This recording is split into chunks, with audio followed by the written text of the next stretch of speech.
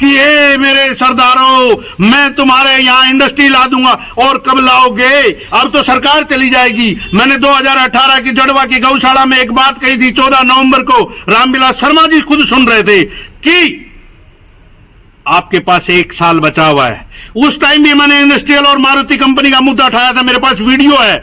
और आज भी वही बात है, 1 साल बची है। उस टाइम मैंने हारने का आपका कहा था कि अगर आपने इंडस्ट्रियल इस एरिया में नहीं लाए तो आप अगली बार हार का मुंह देखोगे, और वो आपने देखा है। और मैं आपसे वादा करता हूं, अगर आप इंडस्ट्रियल के लिए ढोंग किया और कोई काम नहीं किया तो आने वाले टाइम में आपकी टिकट की भी बात आएगी कि टिकट आपको ना दे। हमने सरकार आपकी है, फिर क्यों रोक रहे हो? सीधा करवाई दो काम। जब मैंने मारुति कंपनी की मुहिम 2018 में शुरू की थी, तब रामविलास शर्मा जी, कभी मैं उसके मारुति के चेयरमैन से मुलाकात हुई, वहां हुई। अरे मुलाकातें हुई हैं या कुछ काम भी हुआ है? अब जो IMT खुडाना 24 फरवरी 2019 को माननीय मनोहर लाल खट्टर मुख्यमंत्री महोदय के माध्यम से उनके हाथों से रिबन काटा गया था।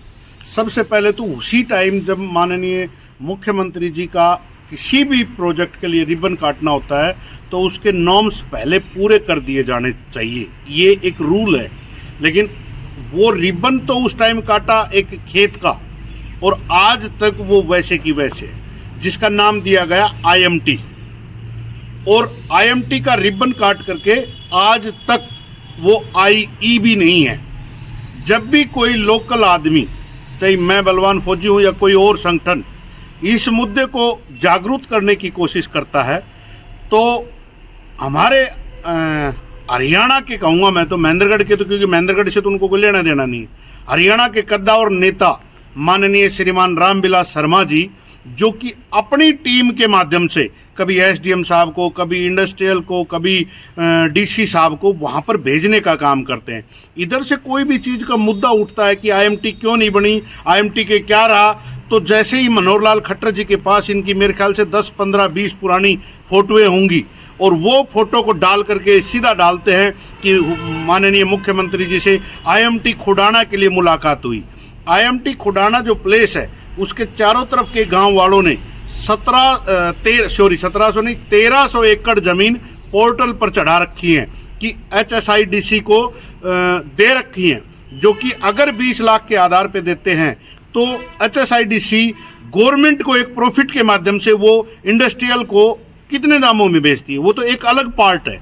लेकिन जैसे ही राजनीति में चुनावों का समय आता है, माननीय हमारे सबसे ऊंचे लंबे ठाडे नेता रामविलास शर्मा जी एक्टिव हो जाते हैं। उनका एक बटन है, वो स्टार्ट हो जाता है। वो बटन क्या स्टार्ट हो जाता है कि मैं मेरी खुडाना की सरदारी, मैं मेरी आकोदा की सरदारी, मैं मेरी घड़ी की सरदारी, और मैं यहाँ पर IMT लाना चाहता हूँ।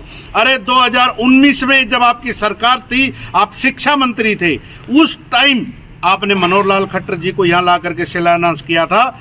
आज तक अगर आपकी सेंटर में सरकार है, केंद्र में यहाँ स्टेट में सरकार है, और उस टाइम जिस टाइम शिलान्यास हुआ था आप शिक्षा मंत्री थे, तो ये झूठे ढोंग सिर्फ चुनाव के टाइम पे होता है। अभी इन्होंने लोकसभा चुनाव आ रहा है 2024 में, मई के आसपास होगा, उसके बाद अक्टूबर या सितंबर के आसपास विधानसभा का चुनाव है।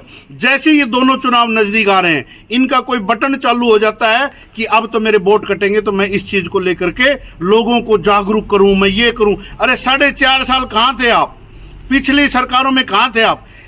भाजपा और कांग्रेस 2 सरकारें हैं जो सेंटर से लेकर के, स्टेट से लेकर के विधायक तक की हमने 2-2 बार इनको सरकार दी है। लेकिन हमारे महेंद्रगढ़ में आज तक इंडस्ट्रियल नाम का कुछ नहीं है।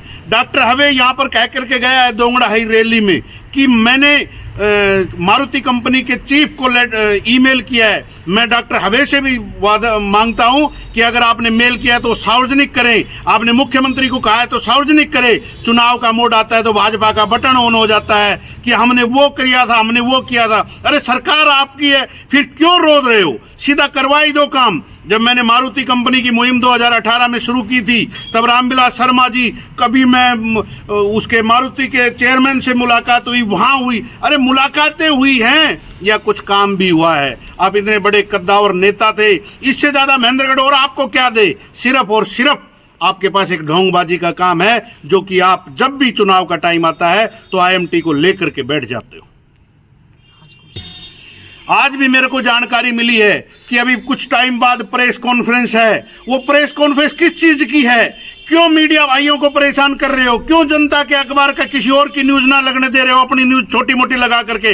अरे आपको अगर लगानी है तो यहां प्रेस कॉन्फ्रेंस की बजाय आप जाओ वहां पर चंडीगढ़ में और माननीय मनोहर लाल खट्टर जी से मिलो, इंडस्ट्रियल मंत्री से मिलो और ला करके वहां इंडस्ट्रीज का ये प्रेस कॉन्फ्रेंस से सिर्फ एक ही बात कहोगे कि ए मेरे सरदारों, मैं तुम्हारे यहाँ इंडस्ट्री ला दूंगा। और कब लाओगे?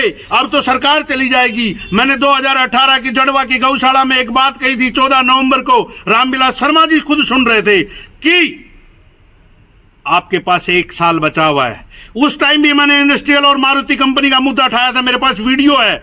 और आज भी वही बात है, 1 साल बची है। उस टाइम मैंने हारने का आपका कहा था कि अगर आपने इंडस्ट्रियल इस एरिया में नहीं लाए तो आप अगली बार हार का मुंह देखोगे, और वो आपने देखा है। और मैं आपसे वादा करता हूं, अगर आप इंडस्ट्रियल के लिए ढोंग किया और कोई काम नहीं किया तो आने वाले टाइम में आपकी टिकट की भी बात आएगी कि टिकट आपको ना दे। हम विरोध करेंगे इस चीज का कि अगर आपको टिकट मिलेगी, जो कोई काम नहीं करता, जब सेंटर से स्टेट से और जब शिक्षा मंत्री तक का पद हमने आपको यहां महेंद्रगढ़ से देके भेजा है, तो फिर टिकट भी क्यों दी जाए? जब इतने बड़े पद पर आपने काम नहीं किया तो आगे क्या करोगे? बहुत बहुत धन्यवाद।